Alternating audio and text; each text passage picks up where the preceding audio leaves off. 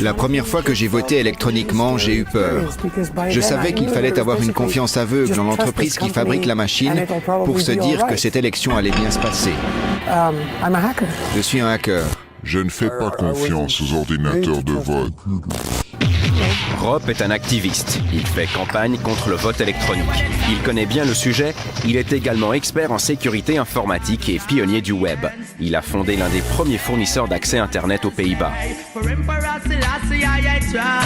Dans son QG, il garde précieusement 2 ordinateurs de vote.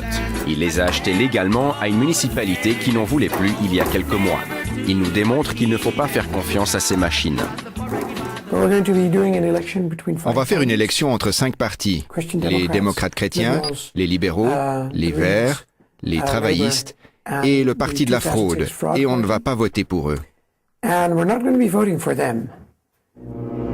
Pour son test, Rop donne des voix à tous les partis, sauf au parti de la fraude, tout à droite. Il y a 16 votes là. On a voté pour chaque parti 4 fois. Voici les résultats officiels. Les démocrates chrétiens ont 2 votes pour leur candidat.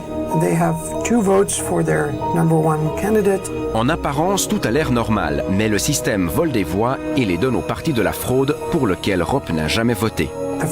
Voilà le parti de la fraude. Ils ont 5 votes. Ce sont les vainqueurs de cette élection. Tout a l'air normal, sauf que nous savons que c'est truqué. Comment peut-on manipuler une élection de la sorte? Le secret est là, dans le cœur de la machine. Rop a tout reprogrammé pour truquer les résultats. Là, sur ce côté, vous voyez 2 cartes mémoire. Vous pouvez facilement les sortir. C'est simple, vous les remplacez par d'autres qui contiennent votre code pirate. Ce genre de démonstration renforce une polémique mondiale autour de ces machines. En Irlande, le gouvernement avait acheté pour 80 millions de francs de ces mêmes machines. Puis, il a décidé de ne pas les utiliser car il n'avait pas la preuve qu'elles étaient fiables. Aux États-Unis, plus de 1000 incidents ont eu lieu lors des dernières élections, selon un rapport. Écran tactile défectueux qui n'enregistre pas le choix de l'électeur, machines en panne ou encore vote perdu, la liste des problèmes est longue. Malgré les bugs, le scrutin électronique se répand. Il permet des économies de personnel au bureau de vote. Le mois prochain, plus d'1 million de Français choisiront leur président grâce à une machine. Nous sommes à Issy-les-Moulineaux. La ville vient d'acheter pour 500 000 francs d'ordinateurs de vote. Laurent Piochot est conseiller municipal. Il demande au gouvernement de ne pas utiliser ces machines. Ce sont des machines qui ont fait la preuve de leur dysfonctionnement aux élections américaines. Et je crains qu'on ne saura pas qu'est-ce qu'auront voté les Français, le million de Français qui utiliseront les machines là au mois d'avril. Voici le modèle acheté par la mairie. Aujourd'hui, son fabricant la démontre aux médias internationaux. À chaque interview, le même refrain, il n'y a pas de souci à se faire.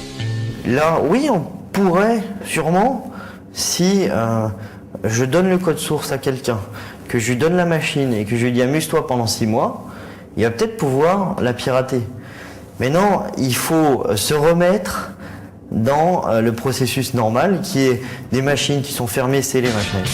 Pour lui, les bugs ne sont pas dus aux machines, mais aux gens qui ne savent pas les utiliser. Les machines ont été certifiées par un institut indépendant.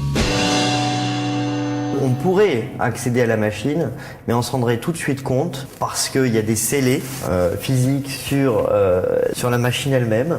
Deuxièmement, même si une personne veut démonter cette machine et remettre des mémoires dedans, ça ne fonctionnera pas. Des paroles pour rassurer car les enjeux sont énormes. Le vote électronique est un marché lucratif et il n'y a qu'une poignée de fabricants qui se partagent le gâteau. Pour l'heure, ces machines ne risquent pas d'arriver en Suisse. 90% de la population vote par correspondance. Aucune raison d'investir dans des machines coûteuses quand les électeurs envoient leur bulletin par courrier.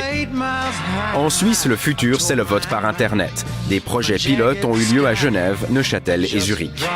Et là, le principe est radicalement différent de la situation à l'étranger. En Suisse, pour un maximum de sécurité, l'État maîtrise tout.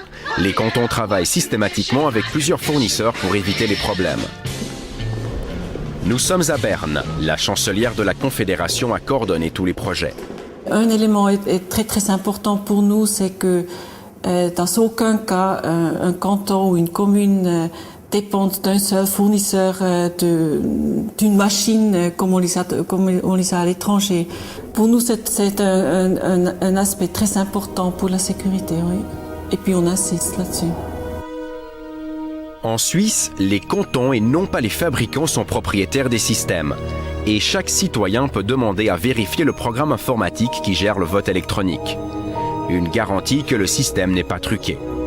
Cette forme de transparence n'existe pas à l'étranger.